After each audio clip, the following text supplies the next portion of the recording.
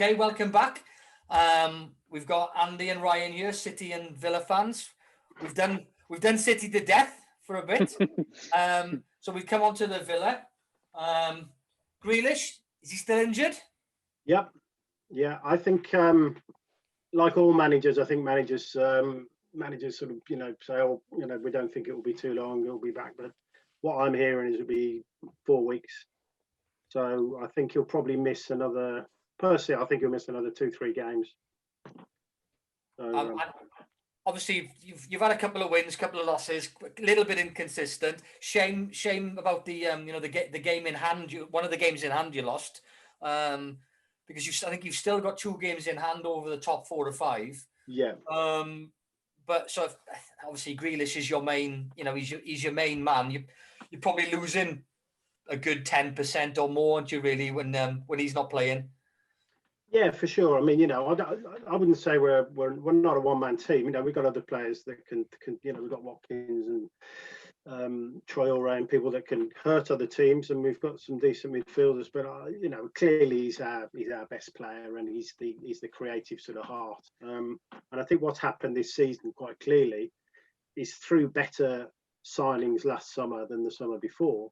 The signings, particularly with strengthening up the defence with Cash and Martin as the goalkeeper, and by bringing Barkley in, and we'll get onto him in a minute maybe, but by bringing Barkley in, by bringing Traore in, the main thing that has done, apart from improving the quality in the squad, is to free Grealish up. And it's free Grealish up. I mean, last season, if you remember when we had that sort of miracle escape, you'd often find Grealish sort of back in our penalty area, sort of trying to get the ball, and he was sort of doing the work of 3 men. But bringing Watkins in, he's a really decent number 9, and he can hold the ball up well, and he can bring other players in. By, Barkley at the start of the season was taking some of the creative workload off Grealish, and people like Traore can sort of chip in with goals, and I think because we were more secure in midfield and defence, it gave Grealish that freedom to sort of be more creative and to play further up the pitch. And that's obviously what you've seen this season. And so he's contributed more goals, he's contributed loads more assists, and he's caught the eye of the England manager, rival managers, and sort of TV pundits. Obviously, you know all this, but to lose him, yeah, absolutely. And not just to lose him, but the promise that Barkley started with in the games, the games against Liverpool at home, Arsenal away, sorry to mention it, but and Leicester away. The start of the season, Barkley was arguably as good as Grealish. Got an injury, hasn't looked the same since he's come back. He's been substituted most games over the last 3-4 games after 60 minutes. He's frustrated himself. In one game, he sort of kicked all the water bottles over. He's not playing particularly well. He's sort of strolling around the pitch. So to have lost Grealish and then Barkley not really doing what he should be doing, and the commentator was the same before the Leicester game, Barkley's got his chance now, he can step up, he can be the main man. Didn't do it. It was dragged off again, after 60-70 minutes. So yeah, it does leave us sort of a little bit sort of bereft on the sort of creative side of things. But the other thing is that we lost Matty Cash, who's been absolutely brilliant. Another signing last summer, right back from Forest, and he's been absolutely superb. And brought in El Mohammadi, who was a great Championship right back, but isn't particularly good at this level. Probably won't last beyond this season. And against Leicester, when you're up against the sort of Harvey Barnes, I mean, I think at least one of those goals, Cash would have had a chance of getting the tackle in, closed him down, might not have got the ball into the box. So it comes back to what I said earlier about squad depth. Really, the squad depth thing. I mean, we bought well, but you are dependent on not getting injuries to your key players. And I think I've said to you before on one of these podcasts, Steve, we haven't actually got a replacement centre forward, really. I mean, if Watkins has played more or less every minute of every game and has been brilliant, if he was injured, we've got Wesley, the Brazilian, who's been injured since last January, 13 months now, and he's still not showing no sign of coming back to full training. And we've got Coyne Davis, who just doesn't look good enough at this level and has never scored a Premiership goal. So, if Watkins were to get injured, as has happened with Grealish and Cash, you've only got to lose 2 or 3 players. If you're in those sort of second season in the league, middle of the table sort of placings, you lose 2 or 3 key players, and it looks very, very different. And I think that's where we're at now. Yeah, it's a shame because you've beaten teams, named teams. Arsenal, Southampton have obviously had a really bad dip in the last 5-6 weeks. But you've beaten the teams who your position in the league should dictate. You've beaten Southampton, you beat Arsenal, but then it's the difference between there and moving up an extra couple of places. West Ham, I think, are in 4th. Leicester, second and third between them and United on the points difference. But you lose against them to move to the next level. I'm not saying you're going to beat all of them, but you need to be beating teams that are above. But that's your problem. I think with even obviously Liverpool are the exception. Yes, they're still in 4th. Not in fact, no, they're down to 6th now. But they're losing players every week. And they haven't got this. If City had lost the amount of players that Liverpool had lost, they'd still be either 1st, 2nd, or 3rd because they've got so many players. Liverpool, they for the most of the season they've had Fabinho and Henderson at centre back, and now they've lost Henderson as well. And yes, I am laughing. But it's you drew against Brighton, and for me, Brighton are the team this season who they are so much better than their league position. And you mentioned Watkin. If you lost Watkin, if they had a striker, they'd probably be top 6, top 7. The football that they play is really, really good. And I don't know whether you saw the stats to the Palace game. Monday night's Palace game. I think Brighton had 75% possession and they had 23 shots on goal and they lost 1-0 to Palace, who had 25% possession and 2 shots on goal, and they scored both times. I know Benteke was just a cracking volley.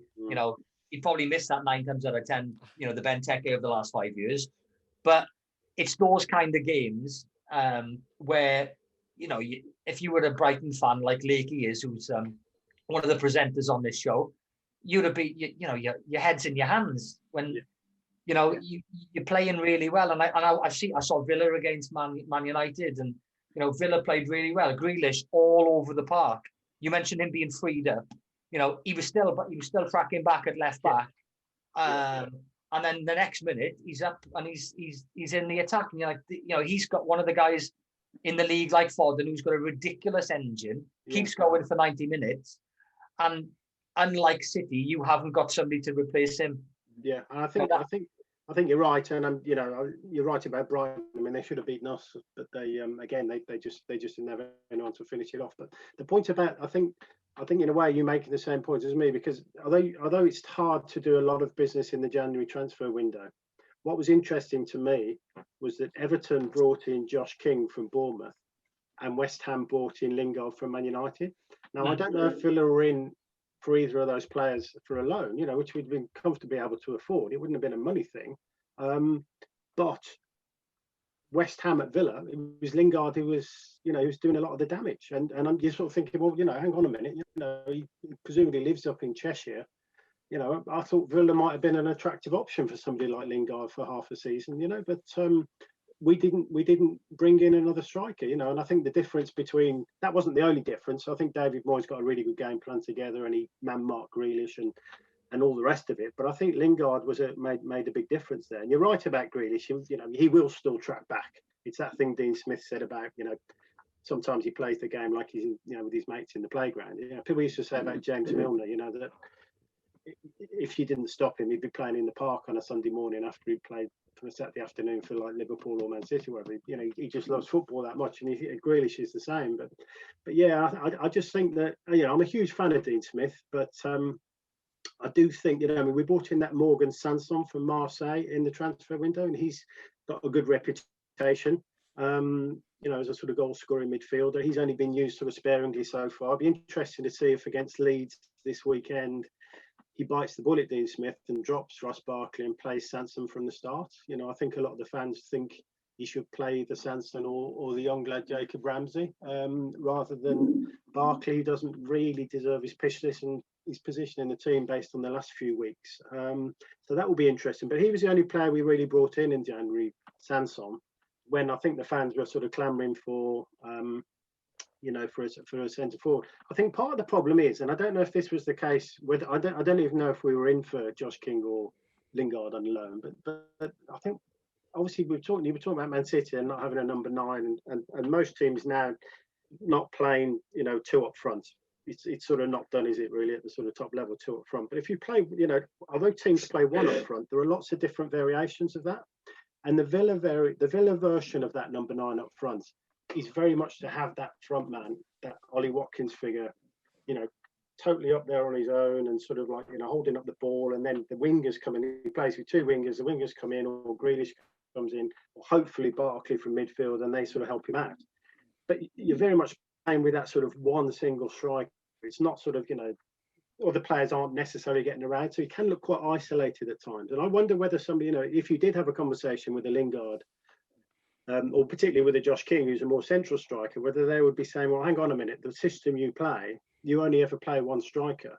So what would be the point of me coming on loan there? Because if Ollie Watkins has got the number 9 shirt, I'm never going to get a game unless he gets injured. I'm wondering whether, that sort of conversation goes on with out-and-out strikers when they look at the way a team is set up and say, well, you're never going to play 2 of us in the same side, and you're not going to drop Ollie Watkins. So, it's a little bit down to sort of tactics, but I'll be hesitant to criticise his signings because, as I say, he did buy really well. Obviously Martin, you'll know, is a great goalkeeper, and I think he bought really well. But I just think he could perhaps have done a little bit more in the January window if they could, to sort of pushed on a bit.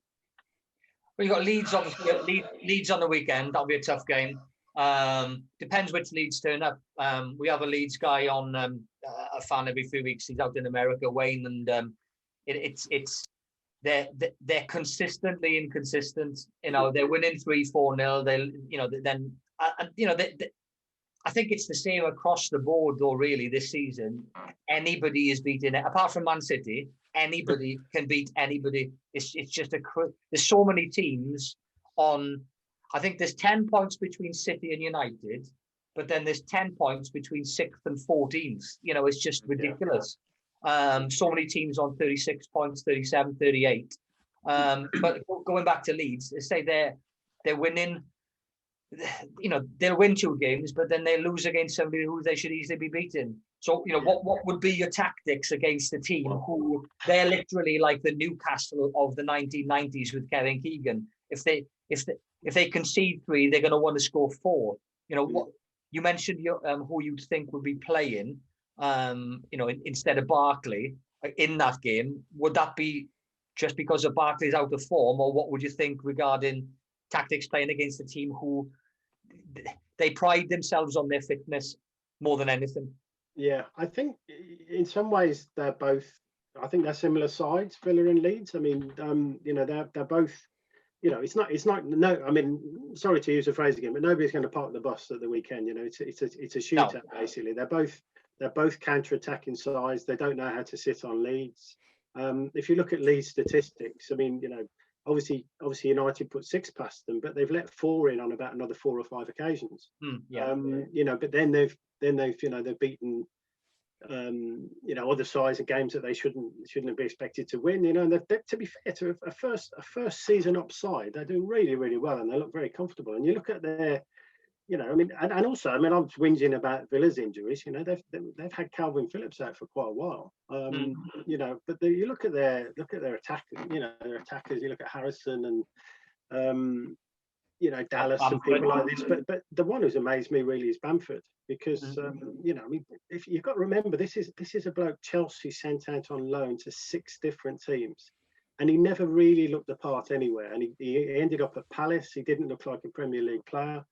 And I did think at the start of the season, I thought if they're going to start with Bamford up front, he's not a Premiership player. He might be one of these ones who's sort of half between, better than the Championship, not good enough for the Premiership sort of player.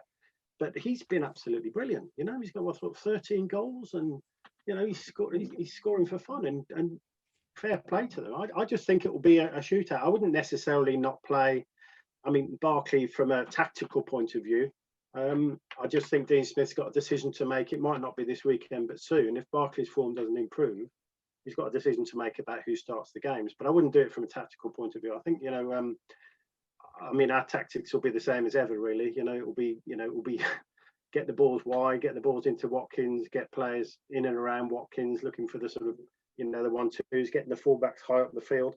And they'll be doing exactly the same, even though they're at home. They'll be counter-attacking as well, So it should be quite a good game for the neutral.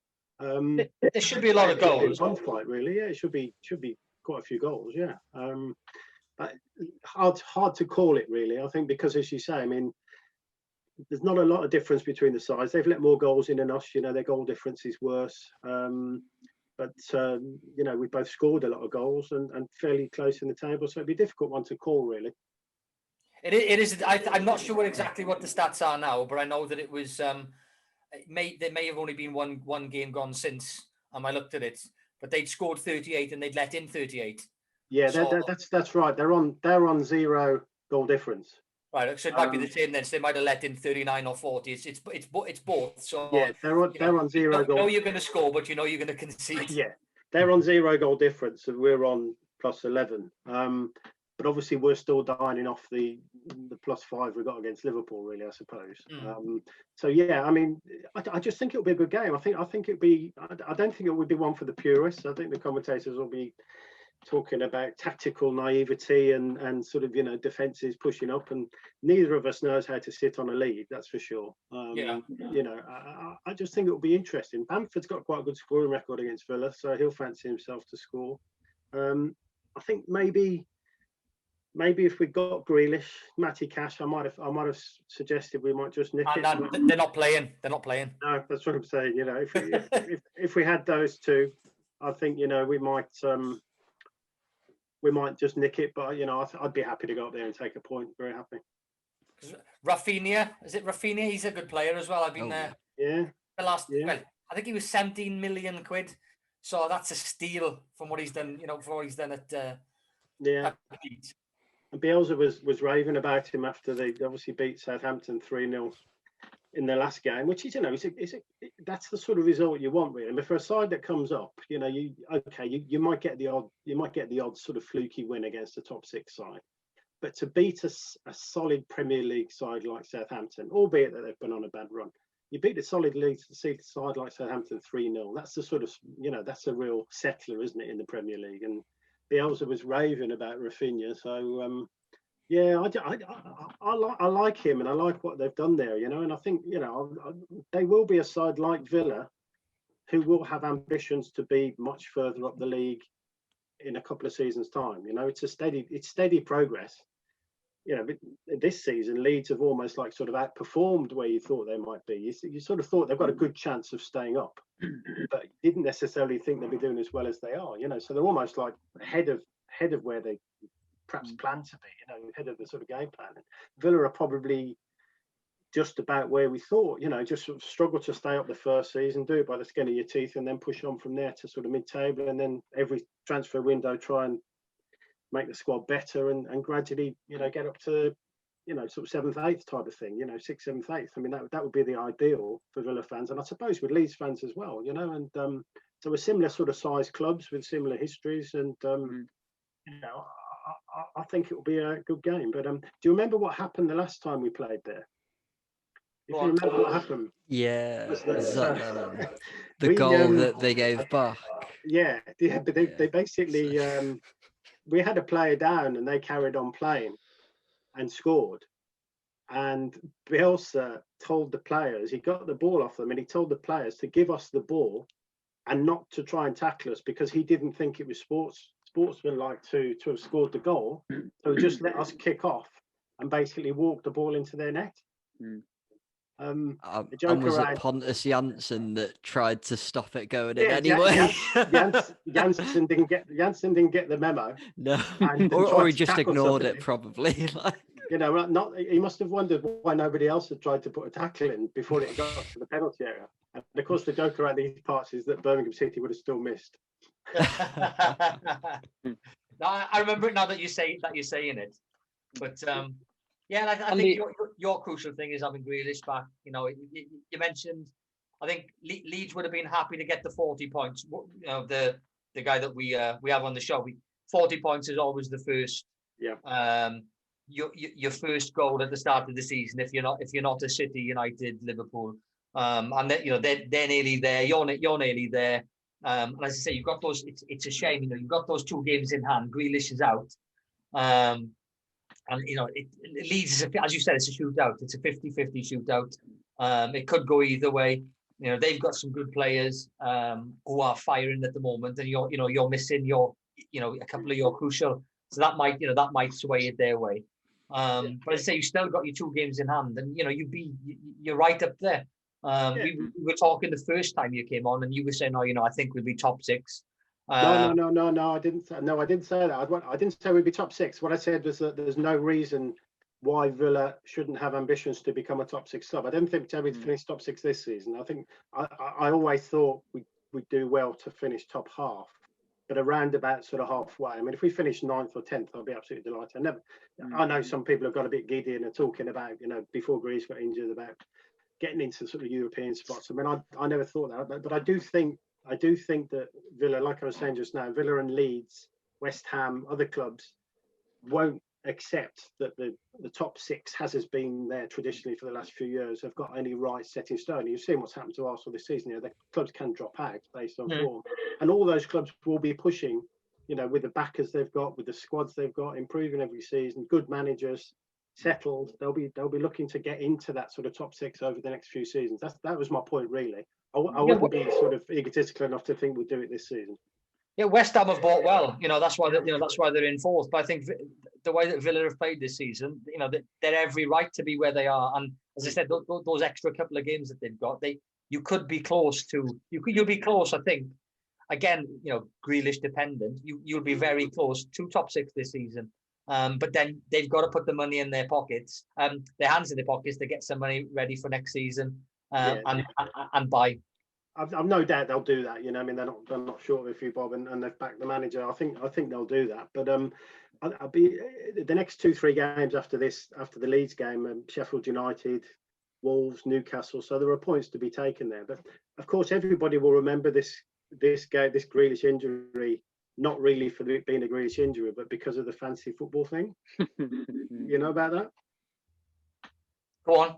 Well, Dean Smith ordered investigation after the Leicester game because it was leaked that Grealish wasn't going to play on the Friday.